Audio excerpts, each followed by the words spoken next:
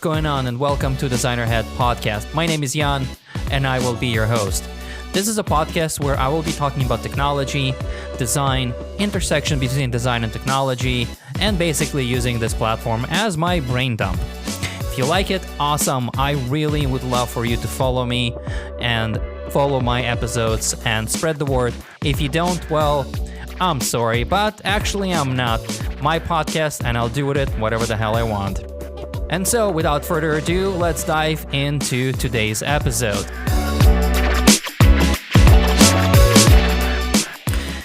Hey, what's going on, everyone, and welcome to another episode of Designer Head.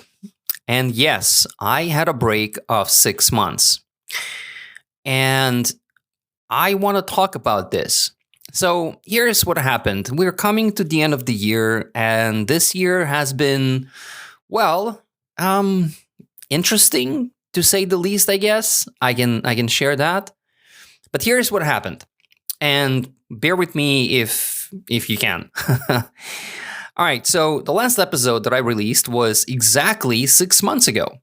Jesus fucking time flies. Wow. Anyhow, I don't even know where to start. So many things happened. So many things changed. Here's what happened in the last 6 months. And here's essentially why I guess I didn't record any other podcast episodes, even though I really wanted to. And I shit you not, I have an entire list of all the topics I wanted to talk about sitting behind me on the whiteboard. And I think it's already like imprinted into that whiteboard because I wrote it 8 months ago and I have not erased it. So it's just there. And if I'm going to erase it right now, since we all know how whiteboards work, especially cheaper ones, it's just there. It's like engraved already. But anyway, here's the thing. Last year, around December, I have left my role at the company that I was a part of. And then around February, when I turned 44, yes, I did turn 44 this year, and I'll be 45 next year, God willing. I was trying to think what I want to do next with my life. And obviously, there are several different avenues for me specifically.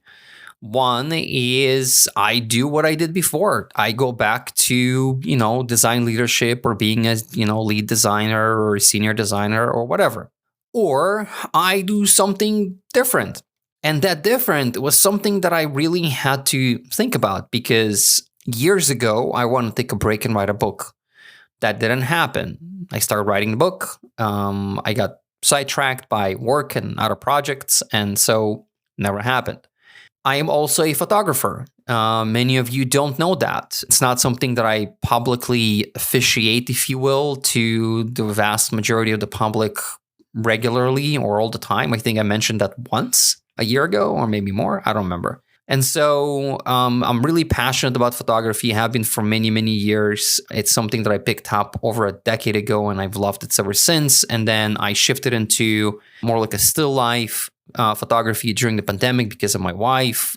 She's a baker, so I started doing kind of a baked goods photography and food photography, and then ended up doing some product photography and so forth.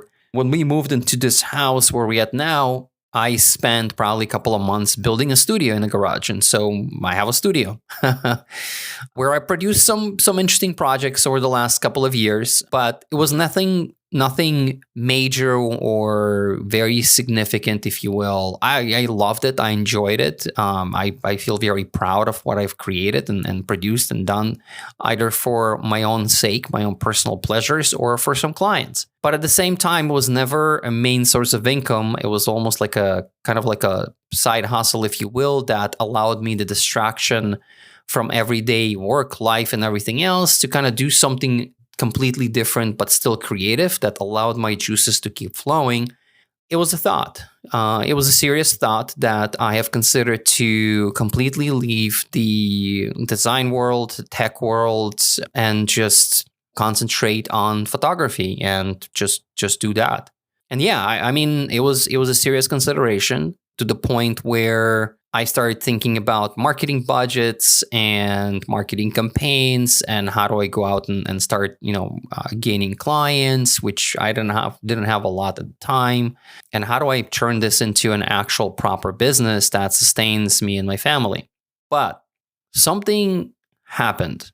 Something rather interesting, I guess, happened. It was literally the next day, right after my birthday. I was sitting on the couch with my wife, and I just turned 44, and we're having conversation around, well, what's next? What's the next big thing or whatever I want to do with my life? And it seems like my life spans in decades, right? Like I started my career, and for the next 10 years, I was chasing the big dream of becoming an art director because I was in agency world, I was web designer, visual designer, whatever. And so I kind of achieved that at some point. Literally, it took me about 6 or 7 years to get to a point of becoming an art director at an agency, leading a pretty big team, working with some interesting, fascinating clients, some incredibly big clients like Volkswagen, Microsoft, Deloitte, and BlackBerries and whatnot. And then I had almost like I guess, mental breakdown, if you will. I burnt out. Like that was the moment where I have experienced a complete burnout from work because I literally lived in an agency. I had days where I would go to the office and I would just pull 2-3 days at the office. Like I would sleep on the couch or whatever because we had massive campaigns and I felt very responsible. And so I burned down like completely. And so I remember just basically quitting the industry, if you will. And that's where I picked up photography. That's where I found something that will get me out of the house, out into the world, and not something that is related to design or marketing or campaigns or clients or billing or whatever I had to do when I was an art director in an agency. And so during that time, I discovered the tech industry on a much more deeper level and got involved with a startup accelerator program back in Israel. I joined as a mentor, spent there a little bit of time. And then 2014 came around and I moved back to New York. And since I did have an exposure to the startup community and the entrepreneurship and innovative products and whatnot, I really fell in love with that to some degree. And when I moved back to New York in 2014, I decided that I want to go work at startups. Like that was kind of a decision that I arrived at when I was already here, thinking what I want to do. A decade later, I have worked at 5 different startups. Not all of them were great or success stories, but most of them were. The first startup I was a part of, unfortunately, did not make it because, well, it's a startup and shit happens. And so it tanked. And I remember the CEO taking me out for a walk and telling me, hey, I appreciate your work. I really love you and I love everything you're doing here. But sadly, I just can't pay you anymore. That was a sad moment since I really loved the product and I loved the team. But, well, shit happens. And so found myself out of a job in 2015. Yeah, early 2015. But anyway, I went on building an incredible career and then working on some fascinating projects. And 2 of the companies that I was a part of in the last decade were acquired. There's another one that I was a part of that is growing really well and really amazing standing and really successful. And I kind of feel that I have something to do with it because I was basically to some degree, a founding designer at 4 out of the 5 companies I was a part of. I was either one of the first employees or I was the first designer that I ever had. And so, yeah, I do feel some sort of degree of responsibility for their success, right? For some companies that succeeded. Long story short, after doing all of that and kind of soul searching while I just turned 44, what I want to do next, I had this, some people call it an aha moment. I wouldn't say it was like an aha moment or a light bulb went over my head or whatever you want to call it. There's so many things that I've done over the course of 5, 6, 7 years prior to that moment that led to that specific moment of feeling that, holy shit, like I have to do this. Like this is what I have to do. I know what I need to do now. I'll give you a bit of a backstory. About 5 years ago or so, and we're about to be over with 2024, so I can still say 5 years because in a few days I cannot. I'll have to say 6 years. But anyway, about 5 years ago, I was a head of design at a startup here in New York, and we were growing exponentially. We just raised our Series B, I believe, and moving to a much bigger office, and hiring a bunch of people.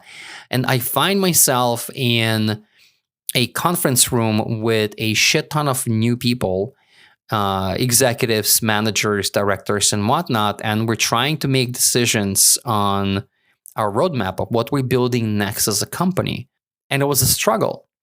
It wasn't a struggle because we couldn't make decisions. It was a struggle because every single person, they came to that table with a very specific set of kind of perspectives and their own set of data and what they see on the ground from their side of the company. And so every single one of them, or most of them, were pulling the blanket, as I like to call it, their direction, thinking that whatever they think we need to build as a company is a lot more important than anything else. And obviously me as a head of design, sitting there and looking at everything and coming there with the data and information and perspective from the user side, what our customers are talking about, what they're experiencing, what they're asking for, or from all the data that we get from the usability testing and user interviews and whatever else, thinking that we're not making the right decisions because they're being driven by some either fear-mongering or FOMO, or somebody thinks their idea is better than somebody else's.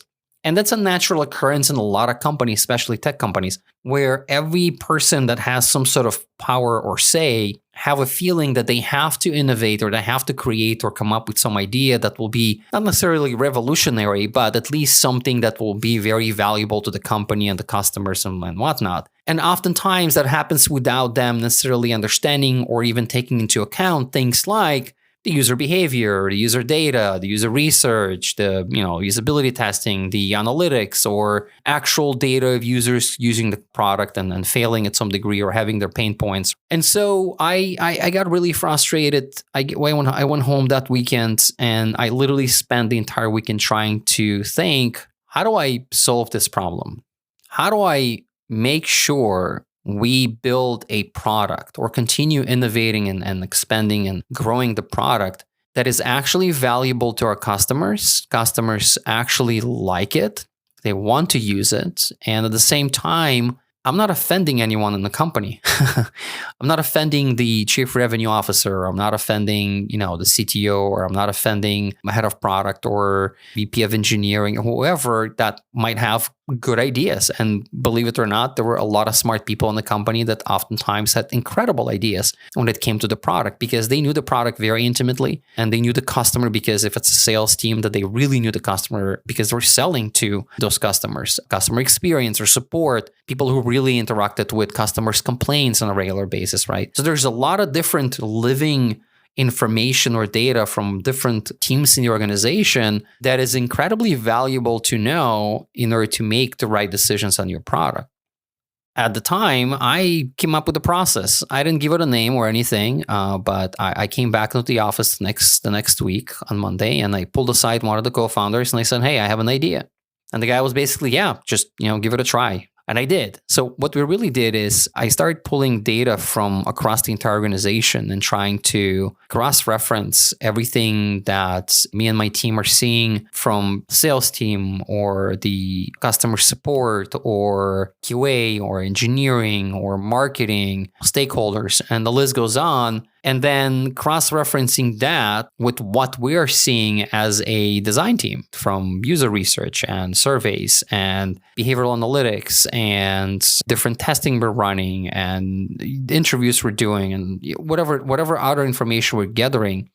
And we started dumping everything into Dovetail, the data repository system, and trying to find trending things. And we did. We started finding the things that are actually kind of coming from both directions, if you will, or the three directions that eventually I called it. And so what I came up with is a system that I end up calling the data triangle system. This is where we start pulling information data from what I call internal, external, and customer. So internal, it's everything that comes from places like customer support and sales and marketing and stakeholders and QA and engineering. And external, this is what comes from, we call us a design and product team. This is the user research, the data analytics, and the behavior of our customers, and then the list goes on. And the customer, when I said customer, is we actually created kind of like a customer advisory board where customers basically talk to us on a regular basis and express their desires, needs. That went on becoming an article that eventually got published on the UX Collective. And then I spent the next 4 years during the pandemic onwards talking through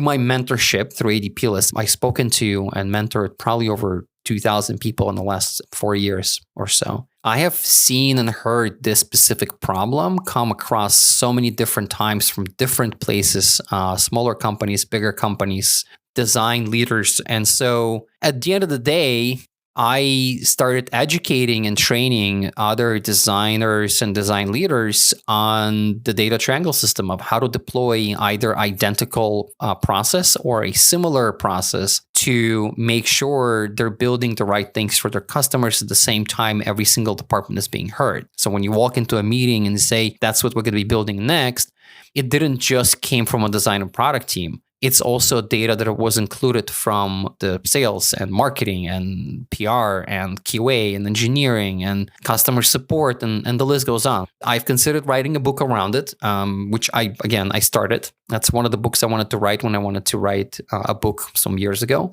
And so what happened is, in addition to that, 2022 and 23, I spent working at an AI company, and I was responsible designing and building a very complicated, intelligent AI assistant, which was consistent essentially from extractive, predictive, and generative AI, which allowed the thing to really learn who you are as a human being on your machine, to understand all of your interactions, understand how you communicate with others through texts and emails and so forth. And then from there, learn and understand how to be your best assistant, to sound like you and then behave a little bit like you and so forth. But what I also learned during that time is A, how people live their life and with intersection with technology, and B, is how this specific AI system kind of worked by gathering so much different pieces of information that allowed it to be incredibly valuable to our users. And so working on that and then spending so many years training and educating other people on a data triangle system that I developed, somehow something clicked in my brain that kind of led me to a point where I'm like, holy shit, my framework or the data triangle system needs to exist as a product. And so that was the moment where I kind of decided to build it into a product. But I'm not an engineer. I'm not technical. So I didn't exactly know where to even begin. I just knew how I think this is supposed to work and how it might work with, LLMs and everything else. And so I sat down, devised kind of like a, sketch plan on a piece of paper of how I think this thing is going to work and what it's going to do and how it's going to derive data and how it's going to process it and what's going to be the outcome of it and so on and so forth. And I went out and I basically tap into an AI engineer that I already knew and said, hey, listen, I respect your opinion. You're a lot smarter than me in this area. And this is what I'm thinking of building. And I don't know if it's even feasible. Maybe I just lost my shit and, I'm envisioning something that will be absolutely impossible to build, or maybe possible, but in 3, 4, 5 years when we reach some level of AGI or whatever. But to my surprise, his response was, holy shit, actually, it's a problem that I experienced that you're describing, and it is feasible. It's not going to be easy or simple, but it's definitely feasible. We can build that thing. And so that was like a great reassurance from a highly respected AI engineer that says, yeah, you can build that shit. And so for me, that, I'm methodical. And so that even that wasn't really enough. And I'm like, okay, let me see if I can turn this into maybe a patent or something. I'm not a patent attorney. So I reached out to a few, had a conversation, got a reassurance that yes, you can. And then reached out to another organization to help me with that. And, lo and behold, I got a provisional patent on the core process that essentially is built on my decision-making framework, which is the data triangle system. Now, after that, I decided hey, I don't know if anyone actually wants this or needs this or anything. And so I basically built a very basic Squarespace website, put a bit of a blurb on it, and basically said, this is what I'm thinking of building, join the waitlist button. And lo and behold, I did not register a company until I had about 30 different design leaders from some incredible companies on the waitlist. And that was really humbling. I did not expect that, but I'm happy it happened. I'm happy that a lot of people signed up, and it kind of gave me the wind that I needed under my wings to spread them out and start building this into something real. So that happened 6 months ago or so. But in addition to all of that, along the way, I managed to raise a little bit of funding from some friends and family at the beginning, registered the company. We got accepted into an accelerator that we've gone through and just completed. So it's been 3 months in accelerator. I did a demo day in Taipei, Taiwan, which was bananas, my first time in that part of the world, which was incredible. Along the way, I also decided to open up about my days of being homeless. Wrote an article about it, published, and just went public. It was really incredible because it allowed me to work through some things that I kind of buried deep inside of me for 18 years to kind of ignore and not deal with. But through that process of writing about it and then my wife editing it and asking me more questions helped me to work through all of that. So the last 6 months, I did not completely leave the design industry. I'm still a design leader. I'm still a creative. I'm still a designer. I'm designing my own product. So I'm a product designer, UX designer, head of design, whatever you want to call, all in one at my company. And I'm still heavily involved in the design industry. I've spoken at Be More Festival this year. I've spoken at another few events this year. I still mentor. I don't mentor as much as I used to, of course. I don't have a lot of time, unfortunately, but I still have open slots for 1 or 2 mentorships per week, give or take. So I continue to do that. In the midst of all that, I am building a company. I am building a unified data intelligence and decision automation platform. And my company is called Insight, which is like the word insight without the I. There's a reason why it's called that way. You can go to our website, which is insightsapp.com, and see why every single piece of that name actually means something. And so anyhow, that's really where I am. It's end of the year. I'm doing kind of like a recap, if you will, of the last 6 months. And we've done a lot. We've built an MVP. We launched an MVP. We've gained, over 10 customers right now. I'm in communications with a lot of great big companies to maybe become our design partners and continue building this. And yeah, I'm building a product specifically for design and product teams. It is intended for you guys, for all of you, to help you be more efficient, more effective, faster, utilize AI to your own advantage to build things faster, better, and smarter. While I have you here listening to this, as I said, I'll probably cover a bit of more detailed information about the product itself at some point, maybe through this podcast, maybe through LinkedIn, or I don't know. But again, you can always find more information about the product and what we're building and who we are on insightsapp.com. I'll leave that in the description as well for those who are curious.